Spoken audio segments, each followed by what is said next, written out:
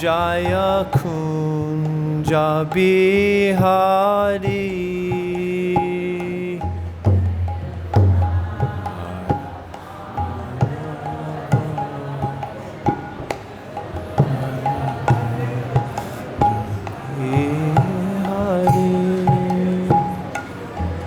Jaya Radha Madhava Jaya Kunja Bihari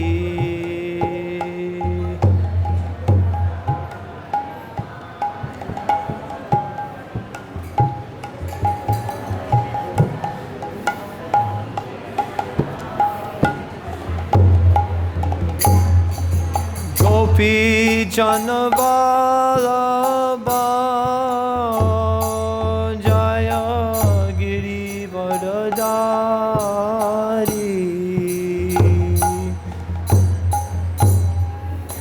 Janavallabha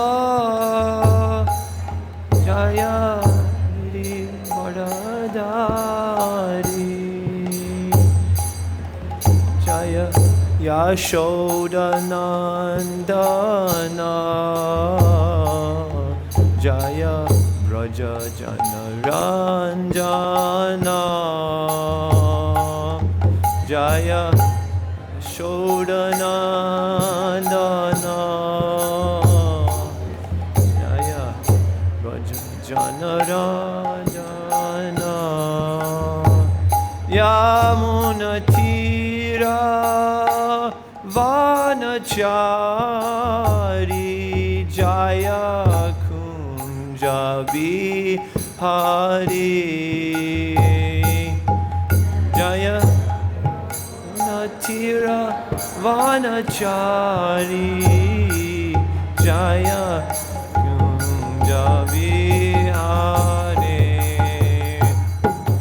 Jaya Radha Madhava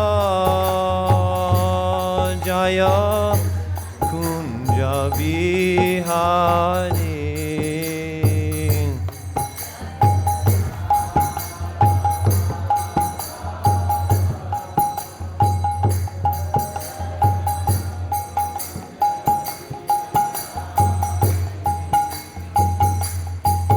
Jaya Gopi Janavallabha Jaya Giri Varadari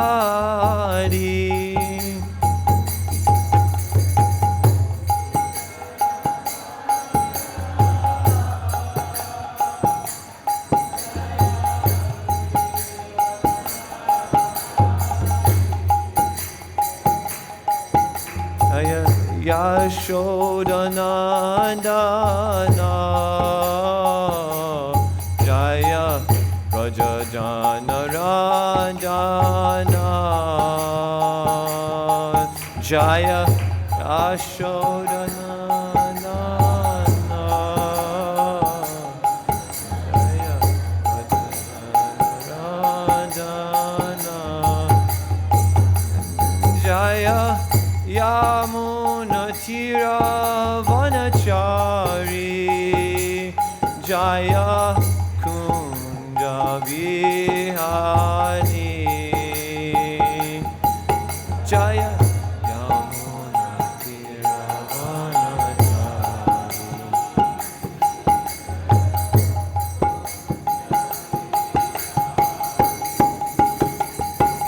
Hare Krishna Krishna Krishna Hare Hare Hare Rama Rama Rama Hare Hare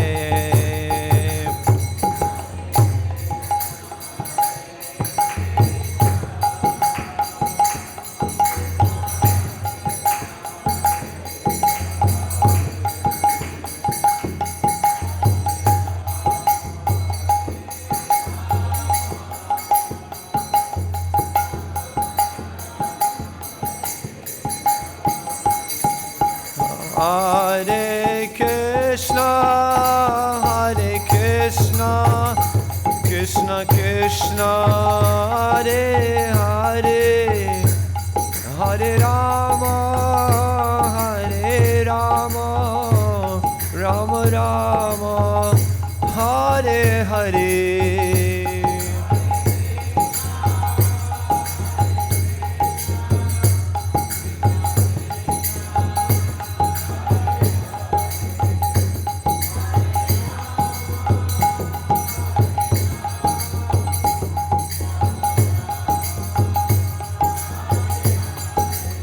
Hare Krishna, Hare Krishna, Krishna Krishna, Hare Hare, Hare Rama, Hare Rama, Rama Rama, Hare Hare.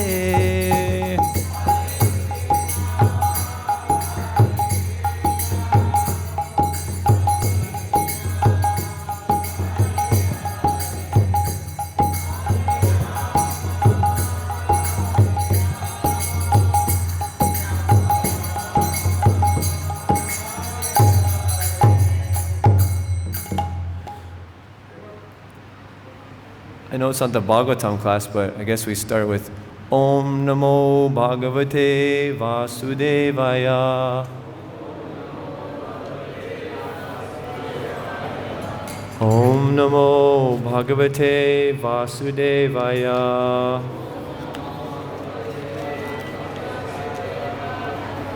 Om Namo Bhagavate Vasudevaya.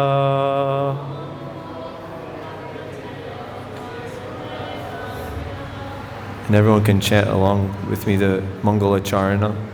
Om Ajnana Timirandasya Kananjana Shalakaya Chakshur Unmilitam Yena Tasmai Shri Gurave Namaha Shri Chaitanya Manobishtam Sthapitam Yena Bhutale Swayam Rupa Kadamayam Tadati Swapadantikam Vandeham Shri Guru Shri Yuta Padakamalam Shri Gurun Vaishnavamscha Shri Rupam Sagrajatam Sagana Raghunatham Vitam Tam Sajivam Sadvaitam Savadhutam Parijana Sahitam Krishna Chaitanya Devam Shri Radha Krishna Padan Sagana Lalita Shri Vishakan Vitamscha He Krishna Karuna Sindhu Dina Bandhu Jagadpate Gopisha Gopika Kanta Radha Kanta Namostute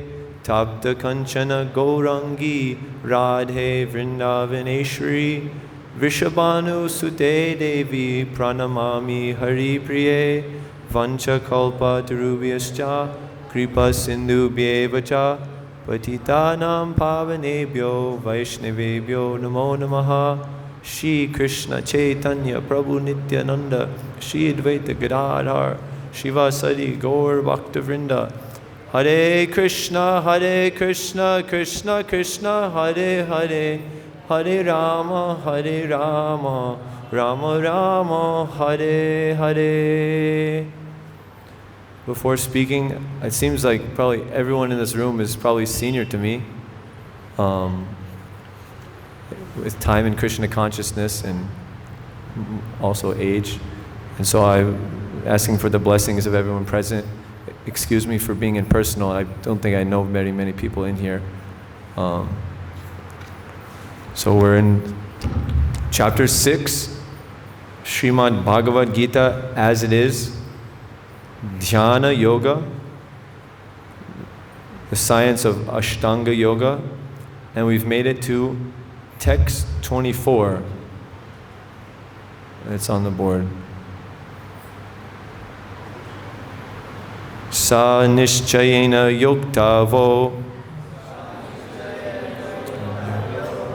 Sa niścayena yoktavyo. Yogo nirviṇṇa-cetasā. Saṅkalpa-prabhavān kāmāṁs. Tyaktvā sarvān aśeṣataḥ.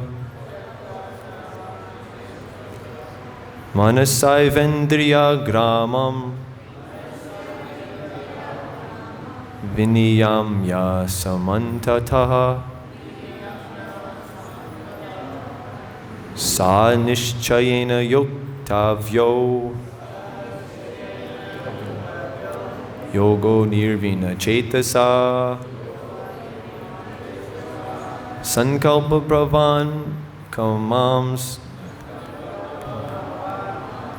tyaktvā sarvān aśeṣataḥ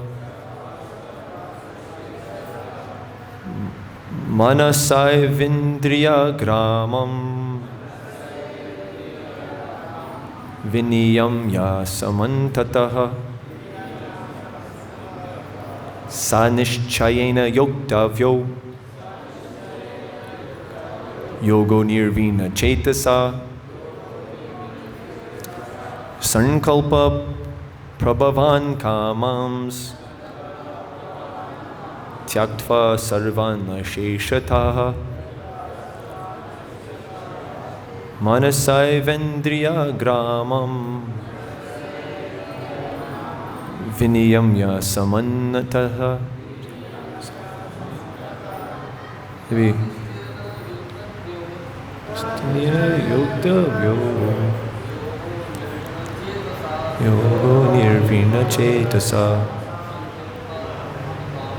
saṅkalpa-prabhavān kāmāṁs aśeṣataḥ.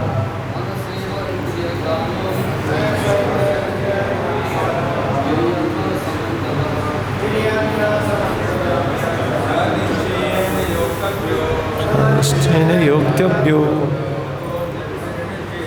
yogo nirviṇṇa-cetasā saṅkalpa-prabhavān kāmāṁs tyaktvā sarvān aśeṣataḥ.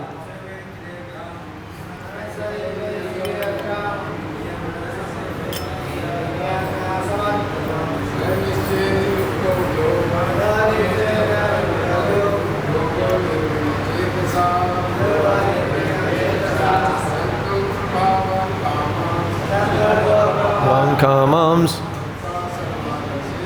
tyaktvā sarvān aśeṣataḥ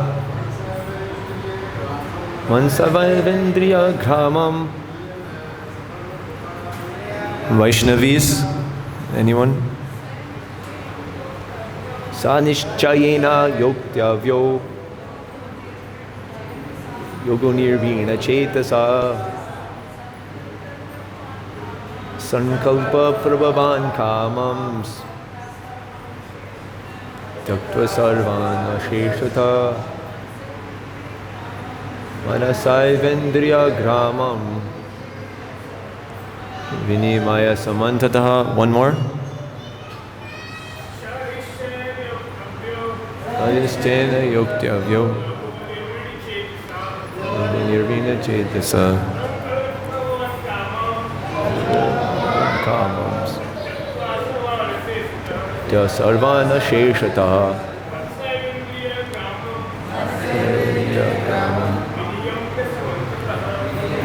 Sa, that, niścayena, with firm determination, yoktavyaḥ, must be practiced, yogaḥ, yoga system, anirviṇṇa-cetasā, without deviation, saṅkalpa, mental speculations, prabhavān, born of kāmān, material desires, tyaktvā, giving up, sarvān, all, aśeṣataḥ, completely, manasā, by the mind, eva, certainly, indriya-grāmam, the full set of senses, viniyamya, regulating, samantataḥ, from all sides. Translation and purport by His Divine Grace, A.C. Bhakti-Vedanta Swami Srila Prabhupada, Srila Prabhupada ki. One should engage oneself in the practice of yoga with determination and faith, and not be deviated from the path. One should abandon, without exception, all material desires born of mental speculation, and thus control all the senses on all sides by the mind. Please repeat. One should engage oneself in the practice of yoga with determination and faith, and not be deviated from the path. One should abandon, without exception, all material desires born of mental speculation, and thus control all the senses on all sides by the mind. Purport. The yoga practitioner should be determined and should patiently prosecute the practice without deviation. One should be sure of success at the end and pursue this course with great perseverance and not become discouraged if there's any delay in the attainment of success. Success is sure for the rigid practitioner. Regarding bhakti-yoga, Rupa Goswami says, Utsahan niścayat dharyat tat karma pravartanat sangatyagat sato vritehe shardbir bhakti prasidhyati. One can execute the process of bhakti-yoga successfully with full-hearted enthusiasm, perseverance, determination, following the prescribed duties in the association of devotees, and by engaging completely in activities of goodness. As for determination, one should follow the example of the sparrow who lost her eggs in the waves of the ocean. A sparrow once laid her eggs on the shore of the ocean, but the big ocean carried away the eggs on its waves. The sparrow became very upset and asked the ocean to return her eggs. The ocean did not even consider her appeal, so the sparrow decided to dry up the ocean. She began to pick out the water in her small beak, and everyone laughed at her for impossible determination. The news of her activity spread, and at last Garuda, the gigantic bird carrier of Lord Vishnu, heard the story. He became compassionate towards his small sister bird, and so he came to see the sparrow. Garuda was very pleased by the determination of the small sparrow, and he promised to help.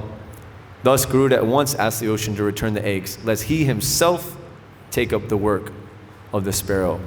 The ocean was frightened at this and returned the eggs. Thus, the sparrow became happy by the grace of Garuda.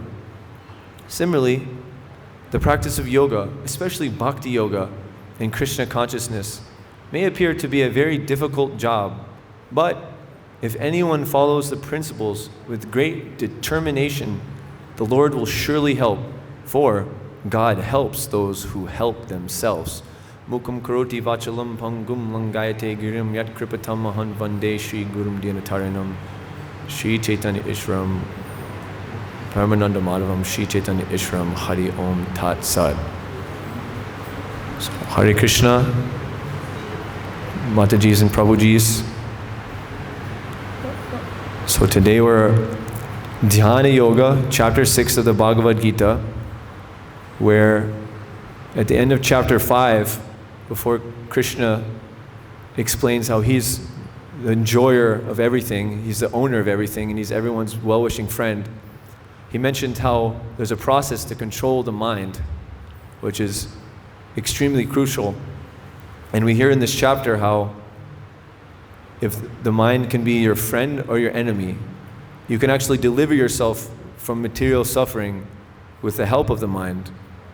If the mind's your friend, if it's controlled. But if your mind is not controlled, then it's your worst enemy. So Krishna is giving here in this 6th chapter, he's explaining a few things. He's explaining the difference between Mayavadi's idea of trying to just give up everything. He's speaking about the difference between dhyana yoga and karma yoga. And he's telling us how to actually meditate and what exactly is yoga. So in this verse, we've just heard the epic 3 verses previous, if everyone was coming yesterday, those 3 verses describe, and you can find on old printed versions of The Perfection of Yoga, which is a summary of this 6th chapter. Prabhupada made a small book. But on the older version, there's a picture of Prabhupada sitting in a lotus posture, and it's quoting the 6:20 through 23, which are the symptoms of samadhi, or the perfection of yoga. And so we're going to talk about yoga, we're going to talk about determination, we're going to talk about controlling the mind, and I'm very grateful for this opportunity. When we're asked to give a class, then it forces you to study deeper into the subject matter. You have to say something, and so it stops the mind from being lazy. So please forgive me if I say anything wrong. Please correct me. I'm just doing this as a service to help control my mind, and if anyone gets anything out of it, it's all the mercy of my Guru Maharaj. So one should engage oneself in the practice of yoga. Yoga comes from yukta. Yukta means to connect with the Supreme. So that's the goal. Now, there's the yogis, the Ashtanga yogis version of connecting with the Supreme, and there's the bhakti yogis version of connecting with the Supreme. So when the Ashtanga yogi is connecting with the Supreme, they go through various stages of meditation. As we hear, Krishna is explaining, you go to the forest, somewhere in the holy dham, like Vrindavan or other places, Haridwar, this Gangotri, someplace. You lay out some kusha grass, deer skin, nice cloth, make it very comfortable. You're going to have to sit there for a long time, so it should be comfortable. And you try to control the mind by repeatedly engaging it. And there's 2 types of engagement. You can engage your mind in trying to focus on a subject, and you can engage your mind in trying to just turn off your consciousness. Like in the 60s, they said, just, tune out and drop in. And this whole idea is spread to the West, and it was very popular. This idea of just shutting down the consciousness. And in the previous 3 verses, we hear when perfection is actually reached, when the consciousness is essentially completely asleep, or not asleep rather, but stopped, then all there is Paramatma. And so this is the height of the yogi, the Ashtanga yogi. When they reach this samadhi, they have darshan of the Paramatma. And that's where their spiritual progress more or less stops until they make an improvement. This is one subject of this chapter 6, is the yoga ladder. So Krishna is saying in the beginning, you have to do work to become detached. Then when you engage in your meditation alongside with work, you'll get more detachment, and when you're detached enough, you can engage all your time in meditation. And when you engage all your time in meditation, eventually you reach samadhi. And so this is for the Ashtanga yogi. For the bhakti yogi, Prabhupada is explaining, it's similar, but much more easy, much more practical, much more tasteful. When you stop the consciousness, the highest taste they get is just the cessation or the ending of all material suffering. You stop, your consciousness is paused, and so there's no material reactions. There's no material reactions which ends up causing material suffering. But it's like we've all been in the negative. In the Chaitanya Charitamrita, it's explained that material enjoyment is like if you're being tortured, they grab you, take you to the river, dunk you in until you are almost drowned, and they lift you back up. You take a deep breath, and you think that that's enjoyment. But it's only because you were put under the water and put into a drastically suffering condition, and then you became to normal. You got that breath. But everyone, how many breaths does everyone take per day? Thousands. But we don't feel necessarily pleasure just from breathing. So this is what material happiness is. It's going from more suffering to less suffering. Then you think you're happy. But you're still suffering until you reach this point. If you're an Ashtanga yogi and you reach samadhi, okay, you've ended your material suffering, but there's more to go. So that's where you have to climb the ladder. You've gone beyond karma, you've gone beyond jnana, you've gone to samadhi. Now you have to graduate to bhakti. But even if you don't go that path, you can still start from bhakti. Instead of karma, karma yoga, bhakti yoga. Instead of jnana, you just continue bhakti, and bhakti goes all the way to samadhi and beyond. So Krishna is explaining in this chapter how the Mayavadi's sense of extinguishing the consciousness is false. See, the Mayavadis hear that, oh, I shut down my consciousness and then I see the super soul, so that must mean I'm the super soul. Krishna and Prabhupada both strongly advise against this, even though thinking oneself to be God or wanting to be God is better, is higher than any material desire. It's still a false desire. It's still a bad desire. So they're going through this process of neti. I'm not my body. I'm not who my friends are. I'm not how expensive my house is. I'm not according to my identity of my nice car, my good job, my beautiful family. I'm not this, I'm not that, I'm not this. And they just continuously not, until I'm not even my consciousness. I'm just nothing, zero, or just one. Everything is one. Everything is Brahman. No, it's true that everything is Brahman, but within Brahman, there's differentiation. You're not your body. We're not our bodies. We're not our nice house or our low-quality house.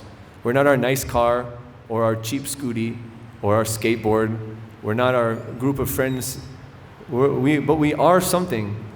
And that only bhakti-yoga can actually show us who we really are.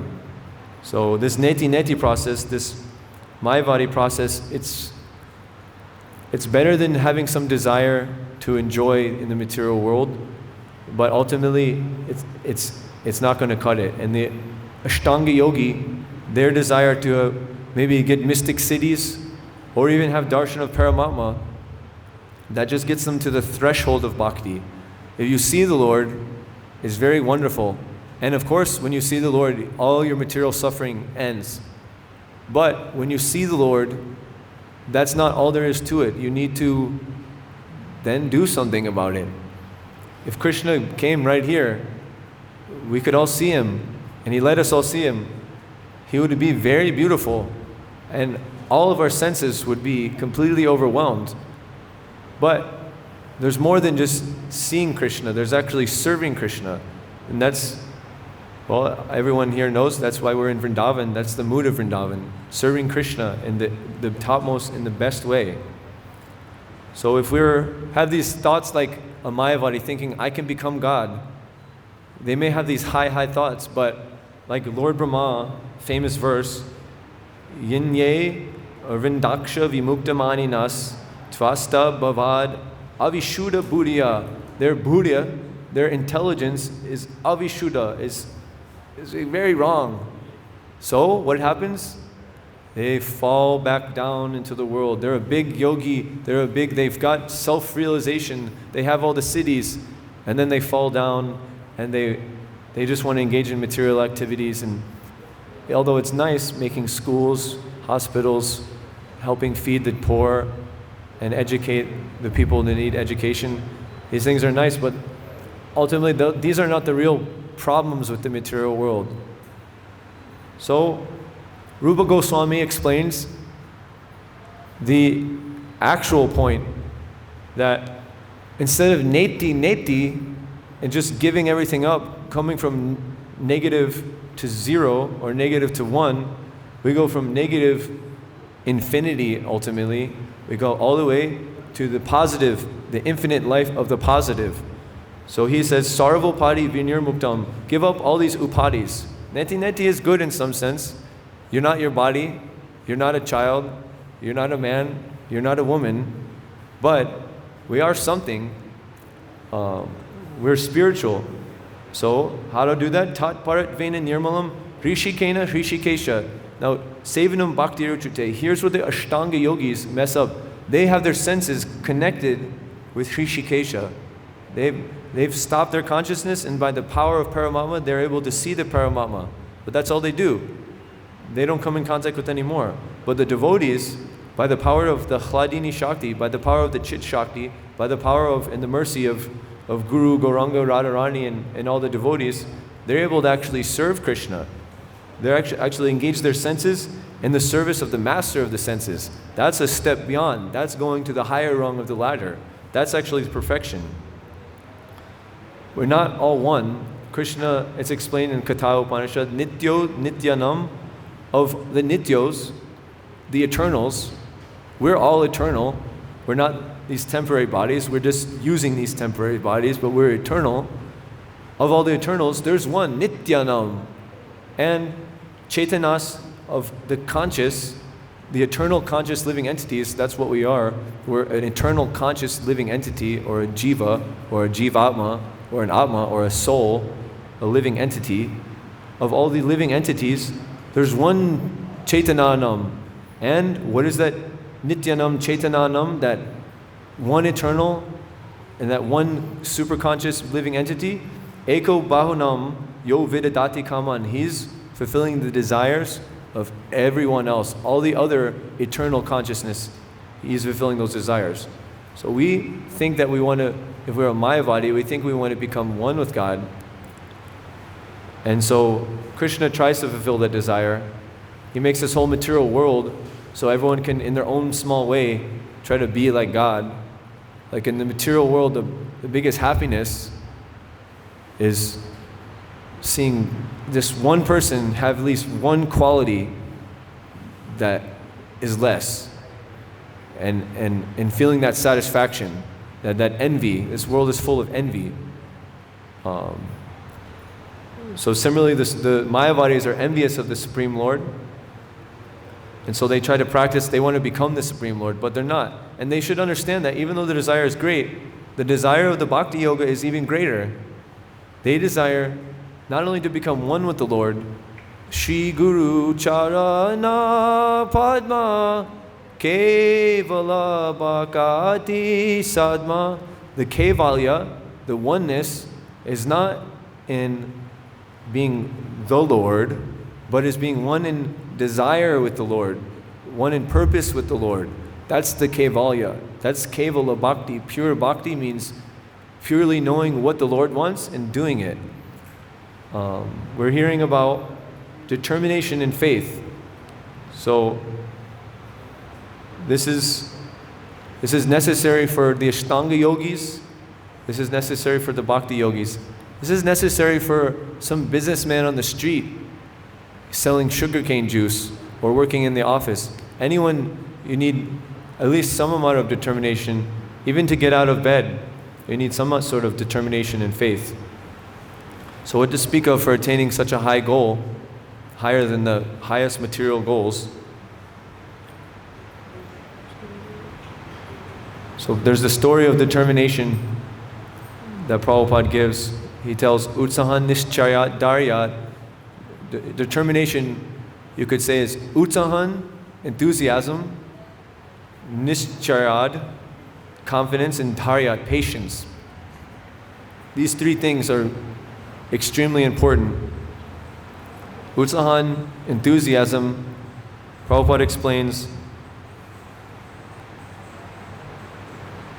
it means that when you have an endeavor executed with intelligence, that's called enthusiasm. Not necessarily just running out there and doing something haphazardly, but understanding what you need to do, thinking about it. In the Nectar of Devotion, Prabhupada says thinking means planning. So using the intelligence a little, then acting in such a way, that's enthusiasm. So whatever service we're doing, like I had to give class, and so I thought ahead. I'm going to have to speak on this in this verse, so I read the verse. So I thought about it. So I tried to be a little enthusiastic to do it. Or if you're trying to make some prasadam, you have to think, who are you cooking for? Is it the old sannyasi who can only eat very less spiced food, very less salt? Or is it a big group of young brahmacharis, they want to have a gigantic pizza party? You have to use your intelligence. And so, but enthusiasm is not the only thing. Also, to maintain that enthusiasm, we need patience and confidence. Like patience, Prabhupada was extremely patient. He came to the West, and it was so troublesome. For a whole year, he was struggling with the Mayavadis. No one was coming. The coldest winter ever. He had never experienced snow, and now it's ridiculous in New York. Someone stole his Bhagavad-Gita. Someone stole his typewriter. He has to move around so many places. Terrible. But he was determined because he had patience. And how does he have patience? One has patience when they have confidence. Confidence means you have a hope, you have a trust, that you have a belief that eventually it's going to work out. He said he knew somehow or other he follows his Guru Maharaj's order because he understands the whole principle of bhakti-yoga. He is that kevala bhakta. He is the pure devotee. He understands the purpose of the Lord because his guru told him the purpose of the Lord. And so he made that his heart and soul. And so he knew just by following the purpose of the Lord, everything would be done. So he was just waiting for Krishna's instruction, and as soon as he understood, he would perform it and do it. And so he had confidence that Krishna would arrange everything. And of course, here we are now in 2022. That was in 1964, 65, 66, so on. And now it's 2022, and Prabhupada said that this would go on for 10,000 years, punching a hole through Kali Yuga, making a golden age. Because he had enthusiasm, because he had patience and confidence. And we heard this bird. This is a remarkable story. Prabhupada is giving a summary of this story of the bird, the sparrow, carrying away, trying to drain the ocean. He's giving a summary because this version of the Bhagavad-Gita, if you look in the introduction, Prabhupada says, to Srila Baladev Vidya Bhushana, who presented so nicely the Govinda Bhashya commentary on Vedanta philosophy. He's based many of his purports on the purports of one of the previous acharyas, previous gurus, Baladev Vidyabhushan. Baladev Vidyabhushan in his purport only mentions very briefly this story. And Vishwanath Chakravarti Thakur, he gives a few more details. Before saying the story, he gives one verse. And this is a verse about determination. So this verse in the Bhagavad Gita that we're speaking on, it's about determination. We should practice our bhakti-yoga, all our sadhana, all our seva, with determination. And how should that determination be? Well, let's hear. One should gradually control the mind without complaining, although it is like taking drops of water from the ocean to dry it up with the tip of a piece of grass. So this is talking about a Ashtanga yogi, a meditator. They don't have the the power that bhakti gives to help control the mind. So is very, very difficult. But still, we should take the devotional service very seriously. It is also difficult for us to control the mind, but it is possible. Now, Vishwanath Chakravarti Thakur explains this story about the bird. When a strong waves stole the bird's eggs in the ocean, the bird, determined to dry up the ocean, took one drop of water at a time with its beak. The ocean, being emptied of many drops by the bird's beak, was not affected at all. Though discouraged by Narada Muni, well, this is an interesting detail. Narada Muni actually came to the bird. Bird, what are you doing? Why are you draining the ocean? The heck? Similar to Dhruva Maharaj. Right? What are you doing, little boy? You're 5 years old. You should be playing with your friends. Why are you here in the forest? Dhruva Maharaj, he was also determined. In the Bhagavatam, he's perhaps the best example for determination. He said, Narada Muni, if you can't help me reach my goal, then please go away. So Narada Muni was shocked to see such determination. So he knew this boy is fit for the mercy of the Lord. He's fit for this sadhana I will give him. He's fit to have darshan of the Lord. Such determination. This is what impresses Guru. This is what impresses Krishna when we have this determination. So, Narada Muni trying to discourage the bird, testing. We always get tests, but the Guru never gives a test to show how bad we are, but to see how good we are. Actually, the world is not in a lack of perfect Gurus. The world is in a lack of perfect disciples. If we give ourselves to perfect determination, then the perfect Guru will come by the arrangement of the Supreme. So, the bird again made the promise right in front of Narada Muni. In this life or the next, I will dry up the ocean. So with such firm determination, we should have. We have a goal in bhakti-yoga. We want to please Krishna. We want to attain prema bhakti. We want to become an eternal associate of Krishna. However, it may take more than one lifetime. And we have to be determined enough to continuously push on like that. A great example in the Chaitanya Charitamrita is there in the story of Mukunda. He was this devotee who was kind of a little bit in the beginning wishy-washy. He would go to hear some Mayavadi lecture and he would talk, oh yes, this is such good philosophy, I like it a lot. Then he would go to the kirtan and he would hear Bhagavatam lecture, oh, such nice philosophy, I love bhakti. And devotees didn't really see this, but Lord Chaitanya, Antaryami, he knows everything. He can see all of this. He was so disappointed in Mukunda. And so he told his devotees, I don't ever want to see Mukunda's face. Don't let him come here. The devotees were shocked. And somehow, he got the mercy of the devotees. So they were petitioning, oh Mahaprabhu, when will Mukunda be allowed to see you? He just wants to know this. He's going to commit suicide. He doesn't know it. He just wants to know, when can he see you? Mukunda won't see me for millions of births. Tell him that. Millions of births. He won't see me until millions of births. So he went and told Mukunda. Mukunda, Mahaprabhu is very heavy. He said, until millions of births are completed, you won't see him. I'll see him? After only millions of births? Only that much? He was so excited. I will get darshan of the Lord again? Because he knew it was a guarantee. He didn't care, millions of births. Dhruva Maharaj didn't care. I want to make my goal of getting a kingdom, if anyone knows the story, getting a kingdom higher than my father. The sparrow, I will get my eggs back. I don't care if it takes 1 million lifetimes. I'm going to empty this ocean. So with this determination, and it's not only our determination, like soon the Damodar Leela is coming up. So Mother Yashoda wasn't just one finger too short of tying Damodar.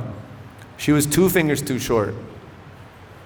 So the 2 fingers, one is our determination, should be like Mukunda, should be like Prabhupada, should be like this sparrow, should be like Dhruva Maharaj. If our determination is like that, it should be like Mother Yashoda. She got everyone. This is the principle of Sankirtan, engaging everyone in the service of trying to serve Krishna. Get all the ropes in the entire village. But that wasn't enough. The second finger is Krishna's mercy, Krishna's accepting the service of devotees. Naramuni giving the sadhana to Dhruva. Garuda coming, helping to dry up the ocean. We can't do it by ourselves, but if we have strong determination, then Krishna will be impressed, Guru will be impressed, and will be empowered. Prabhupada definitely impressed his Guru. He definitely impressed Mahaprabhu. He impressed the Panchatattva. He impressed Rupa Goswami. And they all gave their complete mercy to him. And just look what he's done. That's what determination can do. And so, the last thing I wanted to say regarding the Sankirtan principle, because Ayendra Prabhu's idea, his grade of if it was a good class or not, was if it inspired Sankirtan or not. I feel compelled to mention something, that if we're engaging in this process of devotional service and we want to actually control our mind, compared to the yogis, it's much simpler. We have kirtan, and then after we're in the nice kirtan, nice prasadam, when we're filled up with prasadam, then we can dance it all off so we don't get too fat. Then we can hear a nice, wonderful philosophy. We can hear the wonderful pastimes of Krishna and Lord Chaitanya. And like that, there's so many activities we can engage in. The yogi, they have to constantly purify all their airways, do so many breathing exercises, have a strict diet, strict regimen of keeping their body completely healthy. So there's one quote by Srila Sanatana Goswami about the power of the Yuga Dharma, Harinam Sankirtan, or this principle of everyone getting together and serving the Lord, specifically by chanting His holy names. So he's comparing Krishna Katha to Kirtan, Nam Kirtan. Both are Kirtan. This is Bhagavad-Gita Kirtan. And there's Harinam Kirtan, Harinam Sankirtan. So here's the quote. Hearing about Krishna from scripture in the lips of devotees is like binding him with thin silk. However, independent as he is, Krishna soon severs these threads and moves away. We lose him. Meditating is a little bit more effective because it involves the king of senses, the mind. So meditating is like binding the Lord with ropes, like those used to bind a cow. However, Krishna cuts these ropes also and goes somewhere else. But the bhakti shakti of kirtan binds Krishna as if with iron chains. The effect of kirtan is that the mind can also be bound. Kirtan creates exquisite feelings, and then nothing has the power to pull the mind away. Krishna stays and does his work of transforming our heart. You thus become blissful. And I'm sure everyone has been in some kirtan that was ecstatic, that had some, maybe even a shadow of this. Because this is our ultimate process, is to engage in this kirtan. And the more we have determination and enthusiastically engage in it, not that we go in the kirtan, Hare Krishna, falling asleep. We should try to use a little enthusiasm, a little determination, a little confidence that this is the right thing to do, a little patience that it's not going to be ecstatic just after chanting 1 or 2 mantras. We have to really put our heart into it for an extended period of time. Then, because it's a fire, like putting an iron rod in fire, our consciousness will get heated by that fire. And so the more we can keep our consciousness heated in the fire of Sankirtan. Sankirtan also means spreading the glories of Krishna. It means book distribution. Prabhupada said book distribution, when you're actually doing it, is real samadhi. So for the devotees, our samadhi is kirtan samadhi, book distribution samadhi, prasadam samadhi. The whole day can actually be samadhi, not just sitting down in some faraway place, no one's around. But in our every single interaction can be complete samadhi. And so there's about 3 or 4 minutes left. With that, if any devotees would like to correct anything I said wrong, or any devotees would want to add anything to contribute, Hare Krishna. Yes, Prabhu. There may be some mic, I don't know what the system is. 1 minute. System is coming.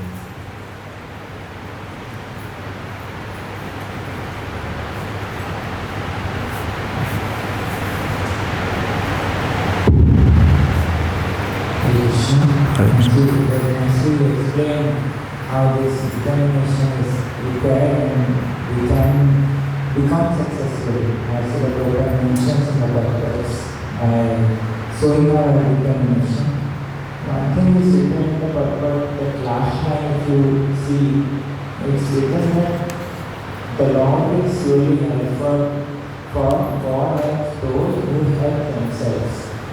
Can you put some light on this statement? Yeah. So this is a famous Christian statement. Actually, Prabhupada was raised, it's a little hot mic.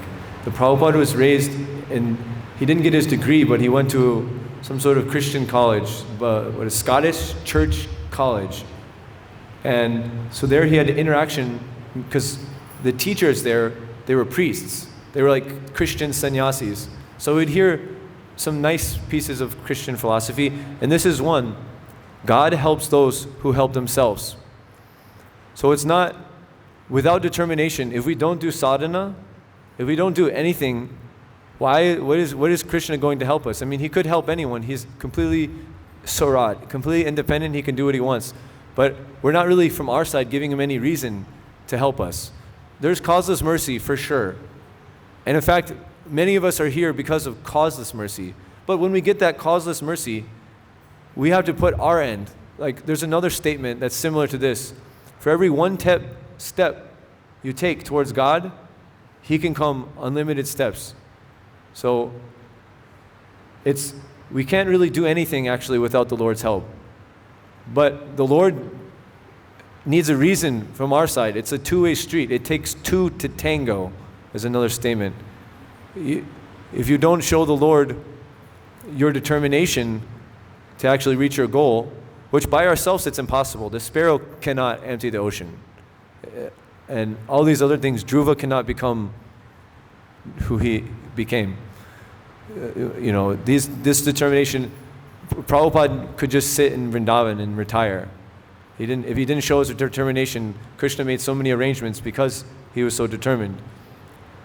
But if we show that determination, then God, yeyatam man prapadyante. This is Krishna's same way of saying this.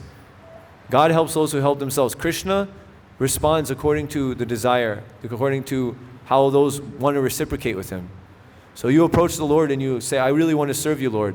And he sees you really want to serve him, then he really lets you serve him. So that's how it works. And I think that's about the time for our class today. So Hari Om Tat Sat. Thanks a lot. Hare Krishna. Jai Prabhupada.